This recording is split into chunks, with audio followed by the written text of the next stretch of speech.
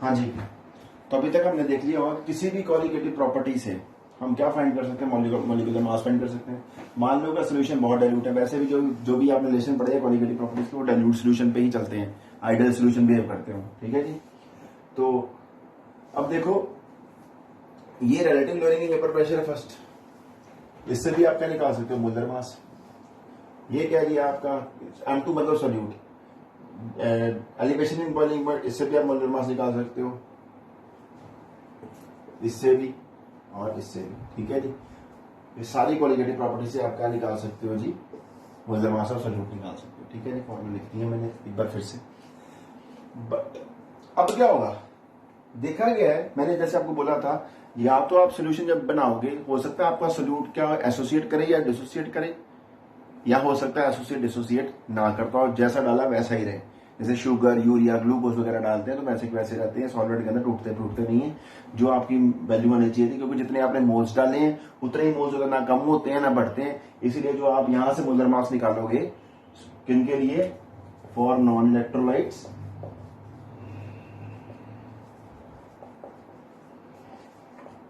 ठीक है। तो उनसे जो यहां से जो मोलर मास निकलते हैं वो क्या आते हैं, बिल्कुल ठीक आते हैं, करेक्ट आते हैं, तकरीबन मैच कर रहे होते हैं, ठीक है। जब बट अब नॉर्मल मॉलिक्यूलर मास कब आते हैं, ठीक है भाई साहब। अब नॉर्मल मॉलिक्यूलर मास कब आते हैं, जब आपने इलेक्ट्रोलाइट डाल दिया है। इलेक्ट्रोलाइट क्या करेगा, डिसोसिएट कर जाएगा वाटर में, फॉर एग्जाम्पल डिसोसिएट कर जाएगा तो तुम्हारे क्या हो जाएंगे, नंबर ऑफ मोल्स चेंज हो जाएंगे, ठीक है ना। आपने फॉर एग्जाम्पल NaCl पानी में डाल दिया, तो एक्चुअली आपने अगर 1 मोल डाला NaCl, तो एक्चुअली वो जब टूटेगा तो इसमें Na पॉजिटिव में टूट जाएगा और Cl नेगेटिव में टूट जाएगा एक्वस। ये भी 1 मोल हो गई, एक्चुअली कितने मोल्स हो गए, 2 मोल्स हो गए। तो कोई भी कोलिगेटिव प्रॉपर्टी किसके ऊपर डिपेंड करती है, number of moles of solute के ऊपर। अगर यही चेंज हो गया तो आपका जो मोलर मास निकलेगा वो एक्चुअली जितना आना चाहिए था वो क्या आएगा, एग्जैक्ट नहीं आएगा, कुछ और आएगा, गलत आएगा। That is called abnormal molecular mass. ये तो मैंने डिसोसिएशन का केस बताया, ऐसे ही एसोसिएशन का केस बताया। अगर एसोसिएट कर गया, मान लो A + B गिव्स AB, आपने एक मोल इसका डाला, एक मोल, यानी कि 2 मोल थे, बट एक्चुअली मोल कितने हैं, 1 मोल है अंदर सोल्यूशन की, तो यानी कि जो भी नंबर ऑफ मोल्स हो गए चेंज हो गए, तो इससे भी क्या जाएगा, तुम्हारा जो मोलर मास की वैल्यू आएगी कोई भी प्रॉपर्टी से वो ठीक नहीं आएगी, वो गलत आएगी। तो that is called abnormal molecular mass. इसके लिए आपने जो टिपिकल एग्जांपल्स आपको दी होती हैं अभी पेपर जो सिलेबस में, वो क्या होती है, कोई कार्बोक्सिलिक एसिड हो गया, उसको बेंजीन वगैरह के अंदर डाल दिया, ऑर्गेनिक सॉल्वेंट जिनसे सॉल्युबल ना हो, नहीं सॉल्युबल होगा क्योंकि ये तो एडिजोनिक में सॉल्युबल होगा, ये नॉन पोलर है, ये पोलर है, तो ये इसमें सॉल्युबल नहीं होगा, तो अपने आपस में क्या बना लेंगे, डाइमर बना देते हैं। क्या बना देते हैं, डाइमर बना देते हैं, ऐसे करके डाइमेरिक फॉर्म एग्जिस्ट करते हैं, ठीक है। ऐसे डाइमर बना होता है इनका, ठीक है। हाइड्रोजन बॉन्डिंग भी देखो, ठीक है। तो आपके हिसाब से इसका मॉलिक्यूलर मास आना चाहिए अकेले का, बट वो आता है इसका डाइमर का आता है, ठीक है। तो यानी कि जितना आना चाहिए डबल आएगा, या तो डबल से कम, या कभी डबल आता है, या जितना आना चाहिए उससे कम आ जाता है। तो this kind of things are called abnormal molecular masses when they are observed when either the compound undergoes dissociation or association of some kind in the given solvent, और अभी तक तुमने बोला ये कंडीशन है डाइल्यूट सोल्यूशन। अगर आप क्या बोलोगे, सोल्यूशन डाइल्यूट ना हो, कंसंट्रेटेड सोल्यूशन करना शुरू कर दो, तब भी क्या हो जाएंगे, इंटरेक्शन शुरू हो जाएंगी। इंटरेक्शन शुरू हो जाएंगी तो हो सकता है नंबर ऑफ मोल्स के अंदर क्या आना, एसोसिएशन डिसोसिएशन शुरू हो जाए, तो नंबर ऑफ मोल्स चेंज होने शुरू हो जाएंगे। इससे क्या हो जाएगा, तुम्हारा नॉर्मल मॉलिक्यूलर मास आना शुरू हो जाएगा। कब आता है, when your concentration is high, when the solute undergoes dissociation और एसोसिएशन ऑफ सम काइंड, ठीक है जी। तो इसको ओवरकम करने के लिए एक चीज इंट्रोड्यूस करी गई, जो मैंने आपको पहले बता चुका था, वो क्या था, नथिंग बट आई था। आई कैसे निकालना है, अगला क्वेश्चन आ था आई। ये आई लगा दो तो आपकी सारी करेक्शन अप्लाई हो जाती है, फिर आपके मोलर मास जो है वो ठीक आने शुरू हो जाता है। This correction factor is called as van't Hoff factor. क्या बोलते हैं इसको, वेंट हॉफ फैक्टर।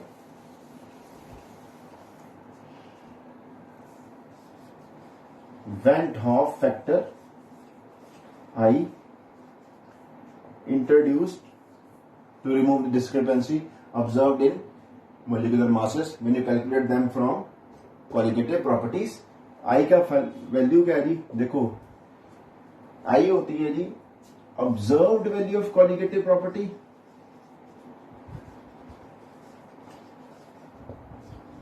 जो आपकी वैल्यू आपको ऑब्जर्व हुई है क्वालिटेटिव प्रॉपर्टी की, ओवर कैलकुलेटेड थ्योरेटिकल जो आपने कैलकुलेट की है क्वालिटेटिव प्रॉपर्टी। कोई भी क्वालिटेटिव प्रॉपर्टी आपने ली है उसकी तो आपने जो फॉर्मूला थ्योरेटिकल फॉर्मूला लगा के जो आपने लगाया होगा वो निकालियो, तो जो आपके पास ऑब्जर्व हो वो निकालियो, ठीक है जी। That ratio will give you I, ठीक है जी। यानी कि C O and C C, C stands for qualitative property over here, this is calculated और ओ, ये थ्योरेटिकली बोल सकते हैं, कैलकुलेटेड भी यहाँ पे थ्योरेटिकल भी लिखा हो सकता है, ठीक है जी। थ्योरेटिकल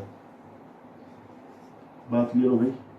अब देखो, अब अगली बात जो हमारे पास आ जाती है वो क्या आ जाती है, अब आपको पता है कॉलिगेटिव प्रॉपर्टी की वैल्यू किसके ऊपर डिपेंड करती है,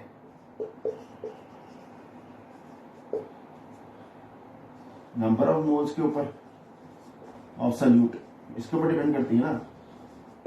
तो ऊपर क्या आ जाएगा, observe number of moles over calculated number of moles, मतलब नंबर ऑफ मोल्स ऑब्जर्व्ड कितने यहाँ पे टूट पीट के बन गए हैं, over number of moles theoretical जितने आपने डाले थे, इसका भी कर दो तो आपके पास आई की वैल्यू आ जाएगी। क्लियर है, ठीक है, क्योंकि आई अल्टीमेटली इसी के ऊपर डिपेंड करता होगा, ठीक है। अभी करेंगे, ये फॉर्मूला जनरली आप इस्तेमाल करते हो। उसके बाद क्योंकि फिर ये आई निकलेगा, फिर यहां से निकलना शुरू हो जाएगा फॉर्मूला, ये याद रखो, फॉर्मूला वो भी है थ्योरेटिकल। उसके बाद अगली वैल्यू क्या आ जाती है, देखो कोई भी कॉलिगेटिव प्रॉपर्टी है वो इनवर्सली प्रोपोर्शनल है किसके, मोलर मास के ऑफ सॉल्यूट के। तो इसको अगर मैं उल्टा लिखता हूं, आई को एक और फॉर्मूला, मतलब कैलकुलेटेड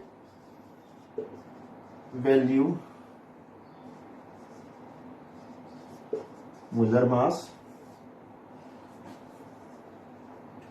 किसका भाई साहब, सॉल्यूट का, over observed value molar mass किसका, सॉल्यूट का, ठीक है जी। यानी कि ये क्या आ जाएगा, M C by M naught, M O हो जाएगा, ठीक है, आई उल्टा आ जाएगा ना, देखिए आपको, ठीक है।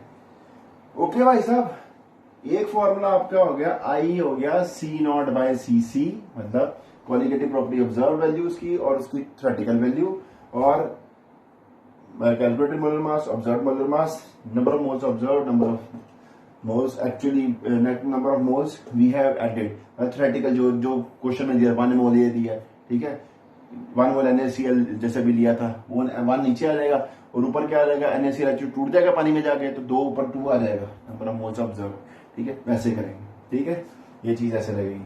अब और फॉर्मूला, और कभी कभी एक और आ जाता है, ये कुछ भी नहीं है, this is nothing, I C not by C, कुछ भी नहीं है। मान लो कोई भी कॉलिगेटिव प्रॉपर्टी, ठीक है, ऑब्जर्व्ड मतलब कॉलिगेटिव प्रॉपर्टी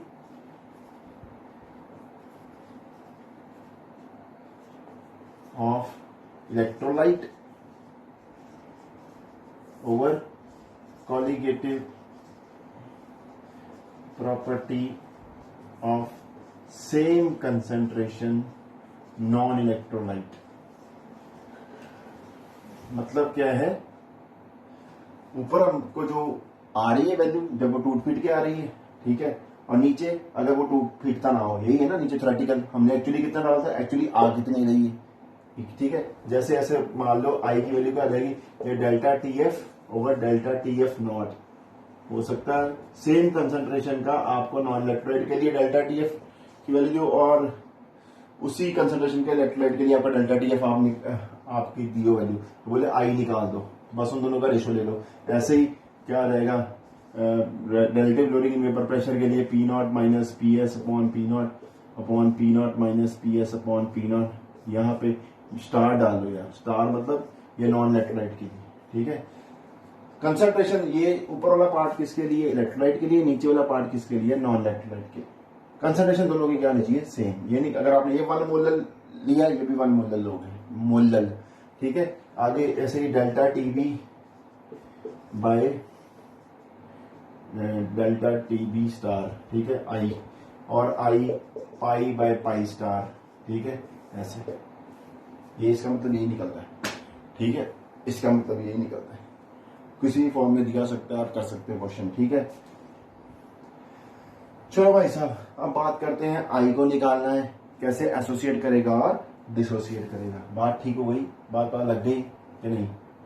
चलो आगे।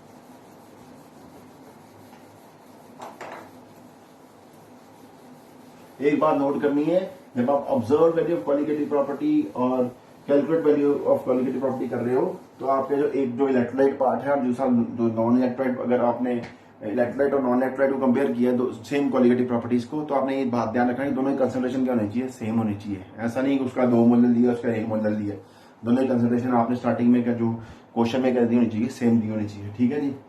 ओके, अब आ जाएगा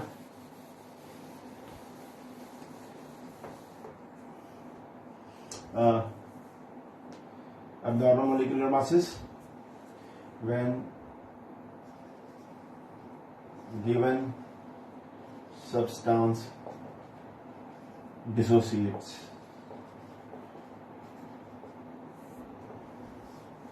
I from degree of dissociation alpha, इससे कैलकुलेट करना है, आई निकालना है, डिग्री ऑफ डिसोसिएशन।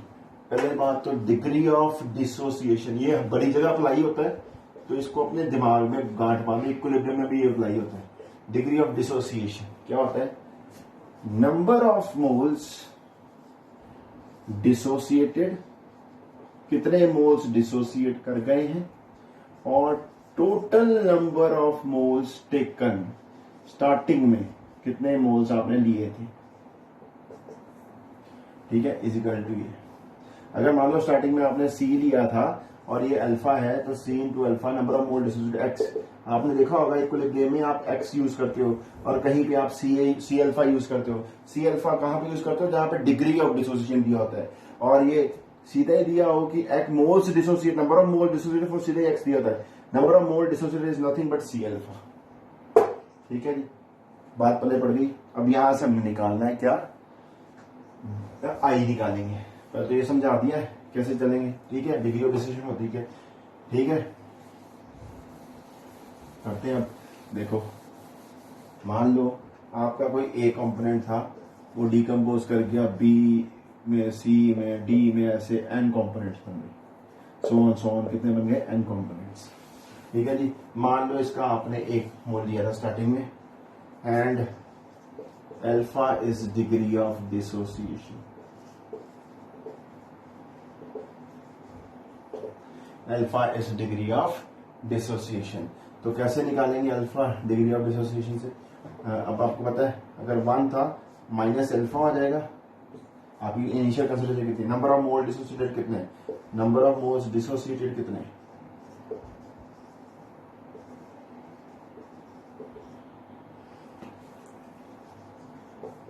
अल्फा, ठीक है, ठीक है।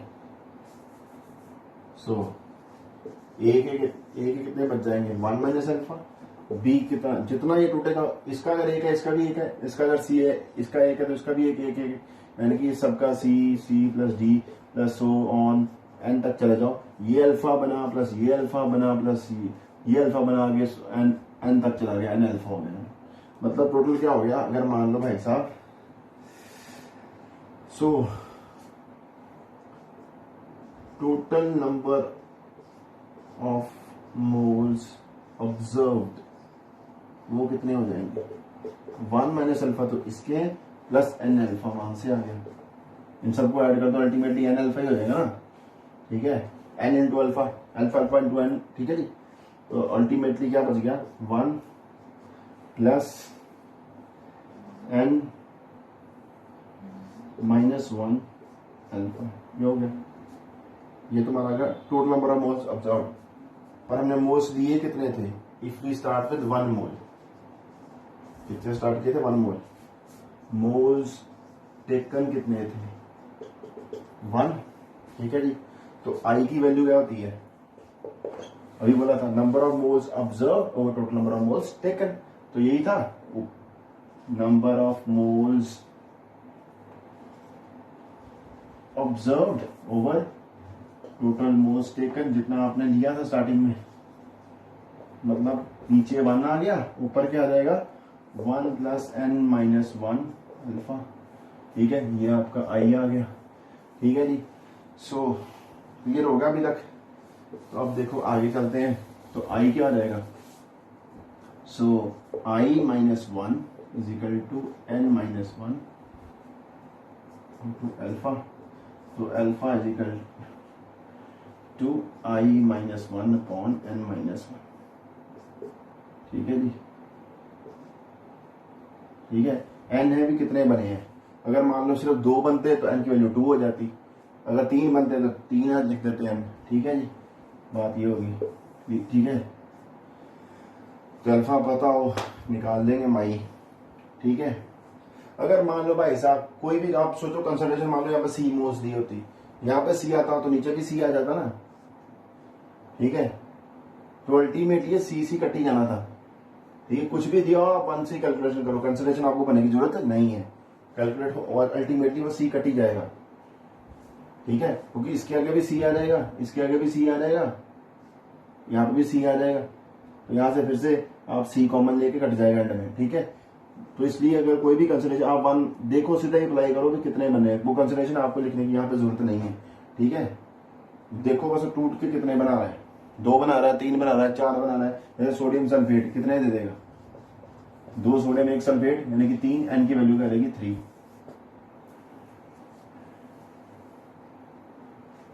ठीक है।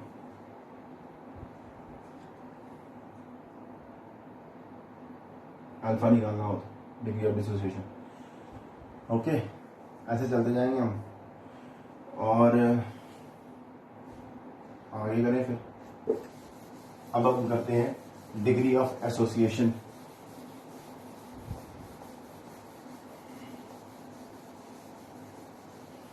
Degree of association second thing याद आएगी, when given substance, अब आई को कर दें उधर, when given substance, 1 मिनट तक रोकना मैडम जरा,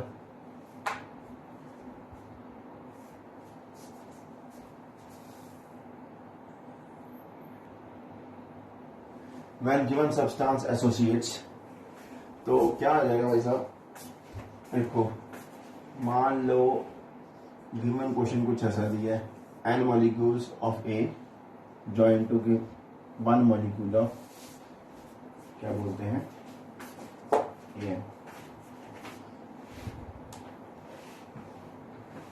ठीक है,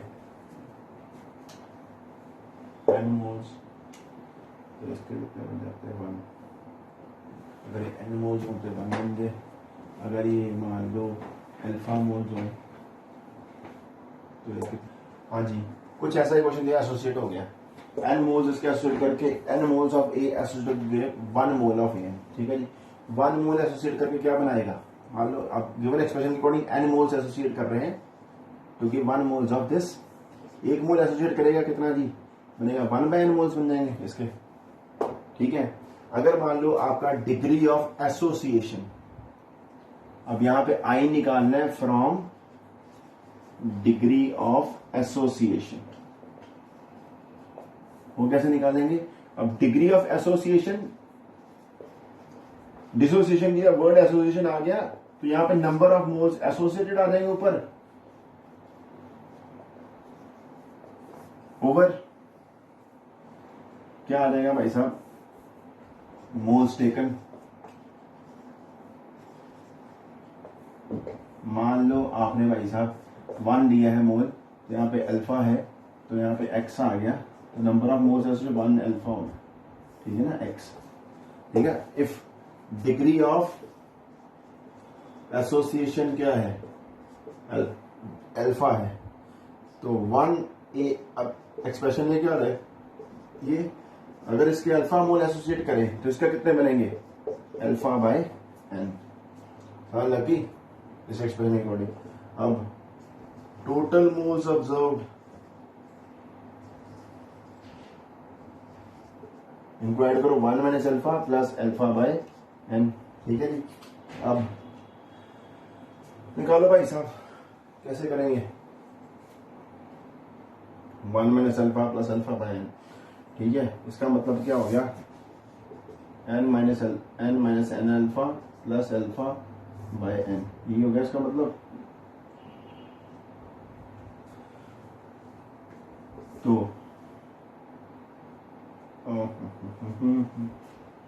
आई can write N plus alpha 1 minus N alpha upon N, ये बन गया अभी तक। ये टोटल मोल्स ऑब्जर्व्ड है, ठीक है। टेकन कितने थे, टोटल मोल्स टेकन 1, ठीक है जी।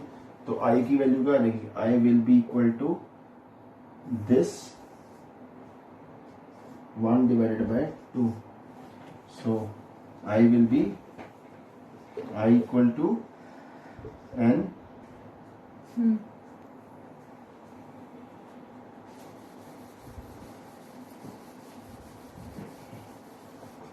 तो आई क्या होता है भाई, total moles observed over total moles taken, यानी कि डिवाइड 1 बाय 2, यही हो जाएगा। तो n plus 1 minus n by alpha upon n is equal to I, ये हो जाएगा। ये 1 लिखो या लिखो, को फर्क नहीं पड़ने वाला भाई। अगर सी इंक्लूड करोगे, कंसिडरेशन कोई भी दियो वो इंक्लूड मत करना, सीधा ही फॉर्मूला लगाना, ठीक है जी। जरूरत नहीं है आपको कुछ करना, 1 सी करना, सी जरूरत नहीं, क्योंकि सी ऊपर भी आ जाए सी नीचे भी कैंसिल नहीं हो जाता अल्टीमेटली सी भर के, ये मेरा एक्सपीरियंस होता है क्वेश्चंस करके। अब देखो, तो आई अल्टीमेटली क्या बन गया, N plus 1 minus N alpha upon N, ये बन गया, ठीक है। तो अब इसको क्या रीअरेंज करेंगे इस इक्वेशन को, ठीक है। तो इक्वेशन क्या बन जाएगी, 1 मिनट जरा ब्लैक बोर्ड मिटा लो। हाँ जी, इस इक्वेशन को अगर रीअरेंज करना चाहूं तो कैसे कर सकता हूं, रीअरेंज कर दें, कैसे करें।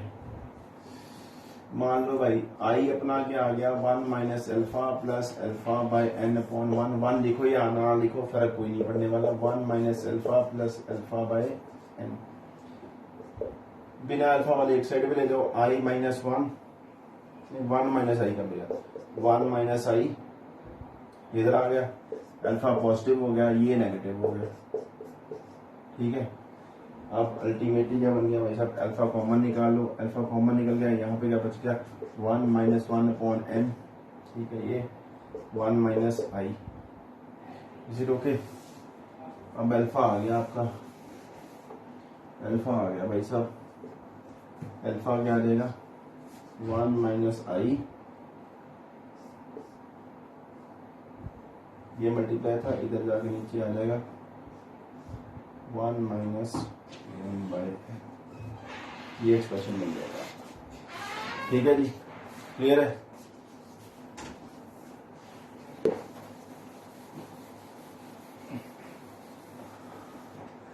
ये एक्सप्रेशन बन गया अभी तक, ठीक है।